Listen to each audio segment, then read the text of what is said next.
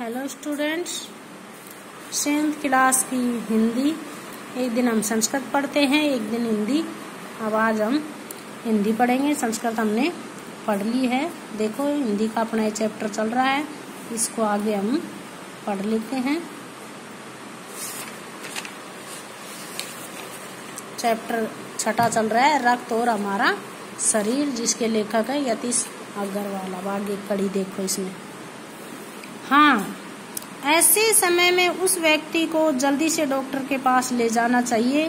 जरूरत समझने पर ऐसी स्थिति से निपटने के लिए कुछ टाँके भी लगाने पड़ सकते हैं, किंतु डॉक्टर के पास पहुंचने तक के समय में चोट के स्थान पर कसकर एक साफ कपड़ा बांध देना चाहिए। दबाव पड़ने से रक्त का बहना कम हो जाता है, जो उस व्यक्ति के लिए काफी लाभप्रद सिद्ध हो सकता है। किंतु अगर बहुत अधिक रक्त बह जाए तो उसे रक्त चढ़ाने की जरूरत भी पड़ सकती है, दीदी ने समझाते हुए कहा। अनिल ने कहा, क्या ऐसे समय में किसी भी व्यक्ति का खून काम आ सकता है? दीदी बोली, अनिल, हर किसी का रक्त एक सा नहीं होता है। कुछ विशेष गुणों के आधार पर रक्त को 4 मुख्य वर्गों में बांट दिया गया है। जरूरतमंद व्यक्ति के रक्त समूह की जांच करने के बाद उसे उसी रक्त समूह का रक्त चढ़ाया जाता है, लेकिन जरूरत के समय यदि उस रक्त समूह का कोई व्यक्ति मिले ही नहीं, तब अनिल ने पूछा। ऐसी आपात स्थिति के लिए ही ब्लड बैंक बनाए गए हैं, जहाँ पर खून इकट्ठा किया जाता है, जहाँ बड़ी मात्रा में रक्त को सुरक्षित रखा जाता है, उसको कहते हैं ब्लड बैंक। प्राय हर बड़े अस्पताल में इस तरह के बैंक होते हैं, जहाँ सभी प्रकार के रक्त समूहों का रक्त तैयार रखा जाता है, किंतु इन ब्लड बैंकों में रक्त का भंडार सुरक्षित रहे, इसके लिए यह आवश्यक है कि हम समय समय पर रक्तदान करते रहें। दीदी ने कहा, क्या मैं भी रक्तदान कर सकता हूँ? अनिल ने पूछा। नहीं, अभी तुम छोटे हो।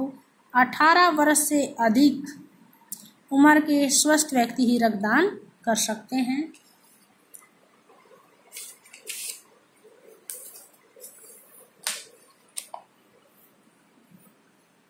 एक समय में उनसे लगभग 300 मिलीलीटर रक्त ही लिया जाता है। प्राय मिलीलीटर यानी दरों मापने की इकाई है। प्राय यह समझा जाता है कि रक्तदान अपना खून दूसरे को देना करने से कमजोरी हो जाएगी, किंतु यह विचार बिल्कुल निराधार है, यानी कि गलत है, इसका कोई आधार नहीं होता है। हमारा शरीर इतना रक्त तो कुछ ही दिनों में बना लेता है। वैसे भी शरीर में लगभग 5 लीटर खून होता है। इसमें से यदि कुछ रक्त किसी जरूरतमंद व्यक्ति के लिए जीवन दान बन जाए तो इससे बड़ी बात क्या होगी? दीदी समझाते हुए बोली। फिर तो बड़ा होने पर मैं नियमित रूप से रक्तदान किया करूँगा, अनिल ने कहा। शाबाश अनिल, डॉक्टर दीदी ने अनिल की पीठ ठोकते हुए कहा, ने कि उसको शाबाशी दी। स्टूडेंट, अपना ये चैप्टर खत्म हो गया है, इसलिए इसमें बताया गया है कि हमें समय समय पर ब्लड डोनेट करता रहना चाहिए, 4 महीने के अंतराल में, और वो अपने आप ऑटोमेटिक ब्लड बन जाता है। अच्छी तरह से खाना पीना चाहिए। कई बार क्या होता है, एनीमिया हो जाता है, ब्लड कम हो जाता है, तब उसके अंदर होती हैं ये श्वेत कणिकाएं वगैरह बीमाणु बढ़ने के, इसलिए वो किसी की जान भी बचा सकता है खून हम डोनेट करेंगे तो। Okay student.